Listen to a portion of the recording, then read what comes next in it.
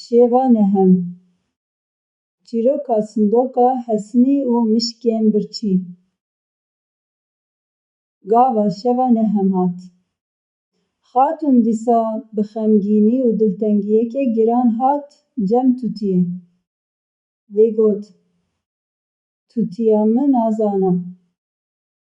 Ez dizanim ku tu ji bo parastina min çîrokan dibêjî, lê êdî sebra min nema. Ez dixwazim vê şevê herim dîtina şahzadeyê xwe. Rê bide min. Tûtiyê bi hinfirehî bersiv da. Xatûna min, her gava ku mirov ji bo hinek berjewendiyan rastiyê winda dike, ew herdem dikeve nava rewşeke nebaş. Gelo te çîroka sindoqa Hesinî û mişkên birçî bihîstiye. Ev çîrok nîşan dide ka çawa hîle û derev her dem bi heman rengî vedigerin serê xwediyê xwe. Xatûna ku fehm kir bêyî guhdarîkirina çîrokê nikare derkeve, rûnişt û pirsî: Ew çîrok çawa ye? Tûtiyê dest bi axaftinê kir. Li bajarekî bi bazirganiyê nav û deng, bazirganekê bi navê Behram hebû ku ji ber xizanbûnê biryar da ku derkeve rêwîtiyekê dûra bazirganiyê, berî ku biçe.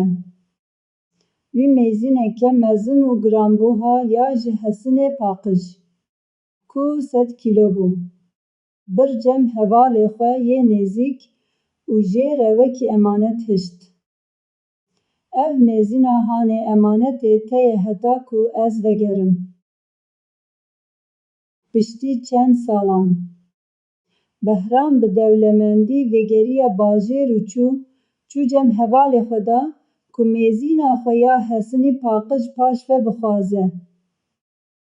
Lê belê, hevalê wî çaçavbirçî ew mêzîn firotibû û ji bo ku xwe rizgar bike, got: Hevalê min ê hêja, ez pir xemgîn im.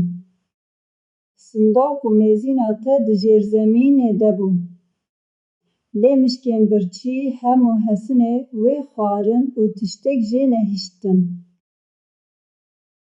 Behramî fêm kir ku hevalê wî dereweke mezin dike, lê tiştek negot û bi nermî bersiv da: Metirsê hevalê min. Ez dizanim ku diranên mişkên vê herêmê pir tûj in û ew dikarin Hesin jî bixwin. Roja din, Behramî kurê piçûk ê wî hevalê xwe di nava kolanê de dît. Wî bi dizî zarok bi qesra xwe û di odeyeke veşartî de xwedî kir. Hevalê wî yê çavbirçî gava dît ku rê wî winda bûye. Li her derê bajêr geriya, qêriya û giriya. Ew hat cem Behram û pirsî: Gelo te kurê min nedîtiye? Behramî bi xemgînî got: Belê, duh gava ez ji mala te derketim. Min dît ku qijikeke mezin a reş firî û kurê te yê piçûk di nava lepên xwe de bir asmanê. Bazirganê çavbirçî qêriya û got: Ev çawa dibe? Tu çawa dereweke wiha mezin dikî? Qijikek çawa dikare zarokekî ku 20 kîloye rake û bibe asman? Behramî bi kenekî bi rûmet bersiv da: Hevalê min ê delal. Li bajarekî ku mişk dikarin 100 kîlo Hesinê paqij bixwin û biqedînin. Qijikek jî dikare bi hêsanî zarokekî 20 kîlo rake û bibe asman. Bazirganê çavbirçî fêm kir ku hîlekariya wî hatiye eşkerekirin. ew pir poşman bû. Lêborîn xwest û mêzîna Hesinî paş ve anî û da Behram. Behramê jî kurê wî bi silametî radistî wî kir.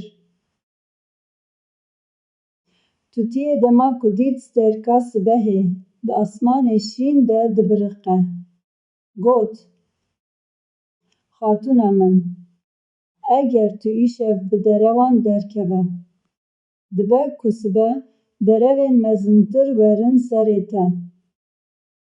Îşev li mala xwe aram bibe.